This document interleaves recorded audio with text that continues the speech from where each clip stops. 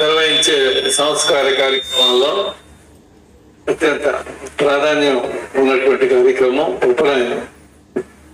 మన మాస్టర్ గారు ఇచ్చిన ఈ సంస్కారాన్ని జగద్గురుపీఠం నిర్వర్తిస్తూ వస్తుంది. వటువులు ఉపనయన సంస్కారాన్ని పూర్తి చేసుకుని వచ్చి ఉన్నారు కాబట్టి వారికి ఆశీర్వచనం అందించవలసిందిగా పూజ్య సోదరులు శ్రీ రాంప్రసాద్ జోషి గారు దంపతిని వేదిక మీదకి ఆహ్వానిస్తున్నాం.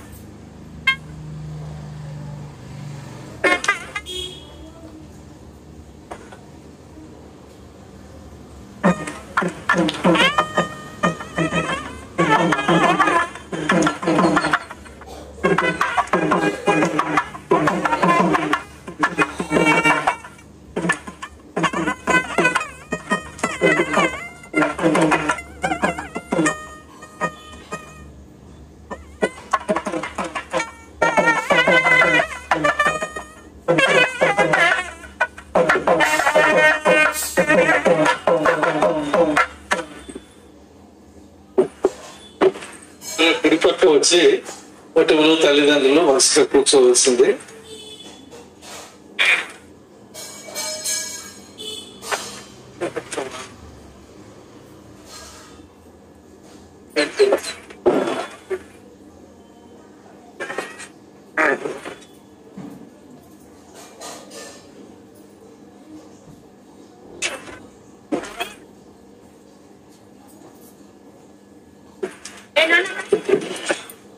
శ్రీ గురుభ్యో నమః.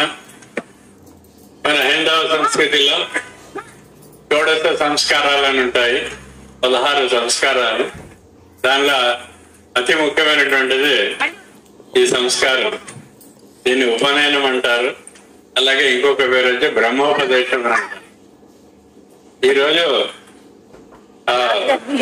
ఈ ఉపనయనం అంటే గాయత్రి ఇనిషియేషన్ ఆఫ్ గాయత్రి అంటారు. ఈ రోజు వాళ్ళకు గాయత్రి మంత్రోపదేశము. తండ్రి ఒక గురుస్థానానికి వచ్చి తనకు ఉపదేశాన్ని చేస్తారు. గాయత్రి మంత్రం అంటే ఏ ఒక జాతికి సంబంధించింది కాదు. అది ఆ మంత్రం వచ్చి ఒక వెలుతురికి సంబంధించినటువంటిది. సూర్యునికి సూర్యప్రజ్ఞకి సంబంధించినటువంటిది. సామాన్యంగా ఏమంటే ఛాందస్సులు. గాయత్రి మంత్రం అంటే చాలా గుప్తంగా చెప్పాలి, చెవులో చెప్పాలి, బయట చెప్పకూడదు. ఇలాంటివన్నీ ఉన్న మన సంస్కృతిలో మాస్టర్కే గారు మొట్టమొదటి వచ్చి బాగా వేదిక ఎక్కి అందరితో చెప్పించేస్తారు. ఆ రోజుల్లో అంటే నేను విన్నది. చాలా మంది అడిగారు, గాయత్రి మంత్రాన్ని ఇలా మీరు అన్ని చెప్పేస్తున్నారు కదా అని అడిగితే, గాయత్రి మంత్రం అందరూ చెప్పకూడదని, ఇలా చేయకూడదని ఎక్కడైనా ఉంటే ప్రమాణం చూపించండి అని ఆయన చెప్తారు. ఎవరు చూపించలేకపోయారు. ఎందుకంటే ఇది వెలుతురికి సూర్యునికి వెలుతురికి సంబంధించి ఉంటుంది. ధియోయోన ప్రచోదయాత్ అంటే మన బుద్ధులను ప్రచోదించండి. భువ సుహ అంటే 3 లోకాల నుంచి వచ్చినటువంటి వెలుతురు, ఆ సూర్య ప్రజ్ఞ. అంతే దానికి. ఈ గాయత్రి మంత్రాన్ని మనందరికి తెలిసినట్టు విశ్వామిత్రుడు ఇచ్చారని మనందరూ ఉంటాం. అంటే విశ్వానికి మిత్రుడు ఆయన ఇచ్చినటువంటి మంత్రం అది విశ్వామిత్రుడు. చిన్న ఒక 2 నిమిషాల్లో చెప్తాను. విశ్వామిత్రుడు రాజు.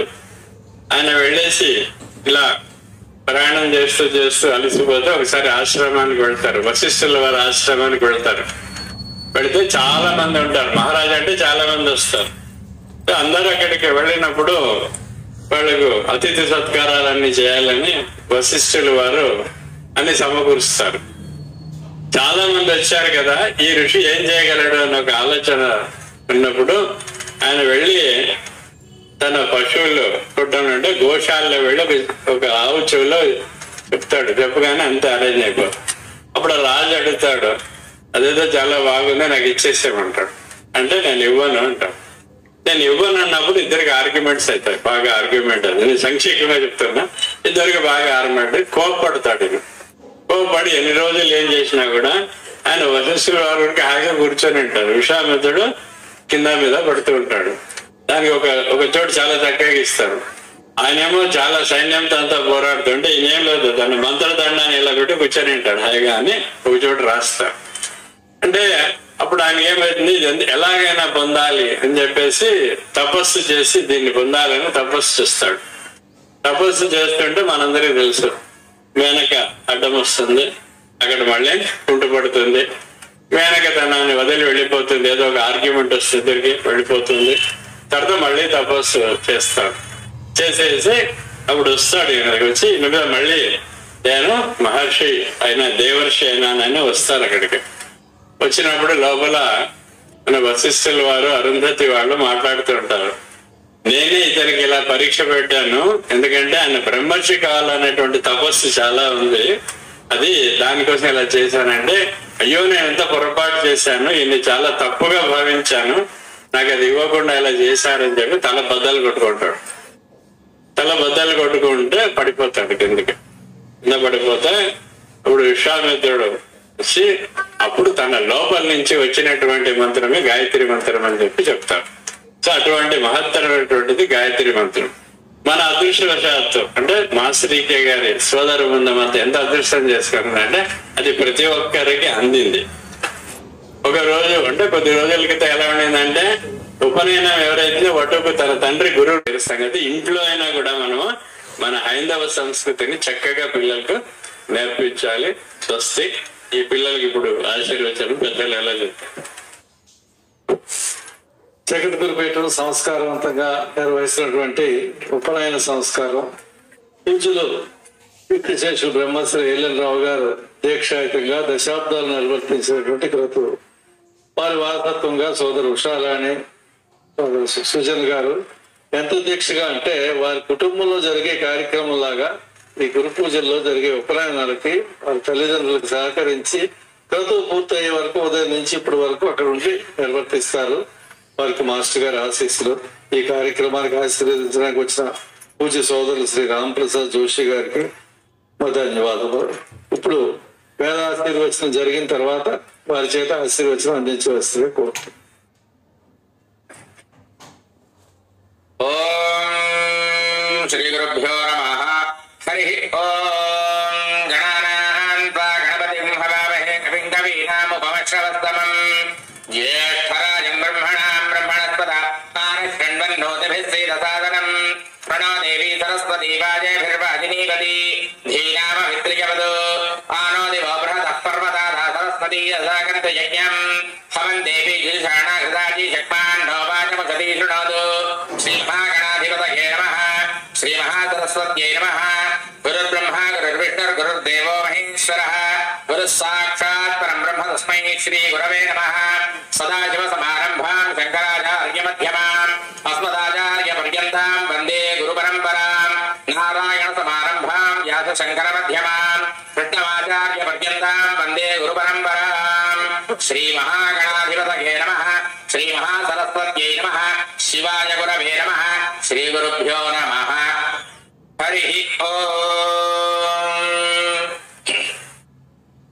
ఓం యో వేదాః బ్రహ్మణో వేద అమృతేనావృతాం పురీం తస్మై బ్రహ్మజ బ్రహ్మాజ ఆయుష్కీర్తిం ప్రజాన్ దదుః భాగధేయేనైవైనం రణయతి బ్రాహ్మణార్హయ ఉద్ధరేత్ బ్రాహ్మణో వై సర్వా దేవతాః సర్వాభిరేవైనం దేవతాభిరుద్ధరతి యావదేర్వై దేవతాస్తాః సర్వా వేదవిది బ్రాహ్మణే వసంతి తస్మాత్ బ్రాహ్మణేభ్యో వేదవిభ్యో దివే దివే నమః స్వర్గ్యాన్నాస్తి లంకీర్తయేదేత ఏవ దేవతాః ప్రీణాది పర్యాప్త్యానంతరాయాయ సర్వస్తోమోధిరాత్ర ఉత్తమమహద్భవతి సర్వస్యాప్యై సర్వస్య యజ్ఞే సర్వమేవ తేనాప్నోతి సర్వం జయతి ఆగ్నేయశస్మిన్యసైమర్పయేంద్రావతీవచితి విహావః అయం మోర్ధాపరమేష్టి సుమత్యాః సమానానాముత్తమ శ్లోకో అస్తు శతం జీవ శరదో వర్ధమాన ఇత్యభినో భవతి శతమితి శతం దీర్ఘమాయుః మరుదగేనావధ్యయంతి శతమేనమేవ శతాత్మానం భవతి శతమంతం భవతి శతమైశ్వర్యం భవతి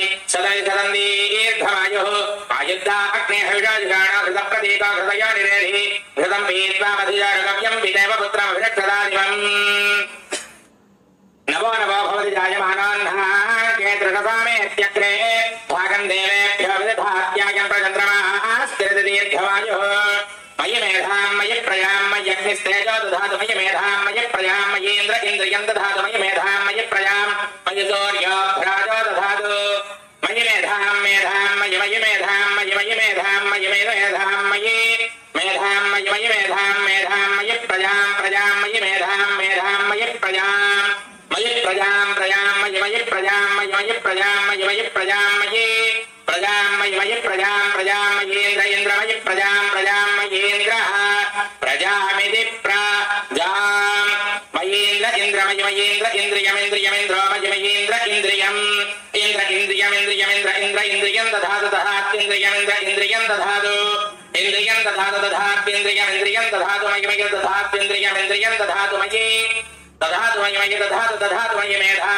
मेधां मयि दधातु दधातु मयि मेधां मयि मेधां मेधां मयि मयि मेधां मयि मयि मेधां मयि मयि मेधां मयि मेधां मयि मयि मेधां मेधां मयि प्रजां प्रजां मयि मेधां मेधां मयि प्रजां प्रजां मयि मयि प्रजां मयि मयि प्रजां मयि मयि प्रजां मयि प्रजां मयि मयि प्रजां प्रजां मयि सूर्यो मयि प्रजां प्रजां मयि सूर्यः मयि सूर्य प्रजामिति प्रजां मयि सूर्यो मयि मयि सूर्यो भ्राजो मयि मयि सूर्यो भ्राजः भ्राजसूर्यो दधातु दधातु दधातु प्राजसूर्यो भ्राजो दधातु दधातु भ्राजो दधातु दधात्विति दधातु शतमानं भवति तदायुः पुरुषशतेन्द्रिय आयुष्येवेन्द्रिये प्रतिष्ठति सर्वदिग्भागे ब्रह्मदेवता ब्राह्मणप्रसादात् सर्वशत्रुक्षयं मित्रोर्जयमश्नुते सोमेन राज्ञा सर्वादिशो जयति य एवं वेद नमस्कारं చేయండి शतमानं भवति तदायुः पुरुषशतेन्द्रिय आयुष्येवेन्द्रिये प्रतिष्ठति